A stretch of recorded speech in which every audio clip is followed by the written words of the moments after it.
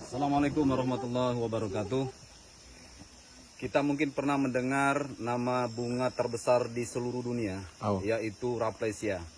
Bunga Rafflesia ini hanya ada di Indonesia, tepatnya di Provinsi Bengkulu. Alhamdulillah hari ini setelah melalui medan perjalanan yang begitu panjang, yang lumayan panjang, kami sudah bertemu. Terima kasih kepada pemandunya. Kami sudah bertemu kepada salah satu bukti keagungan Allah Subhanahu wa taala, yaitu bunga Rafflesia Arnoldi. Ya. Karena yang pertama sekali ditemukan oleh seorang dari Belanda ya, dari Belanda, Raffles Arnoldi. Nah, alhamdulillah ini bunganya sekitar berapa senti nih, Bang? Ini 95 senti ya. Nah, bunga ini begitu wujudnya. Dan ini makanannya adalah serangga. Maka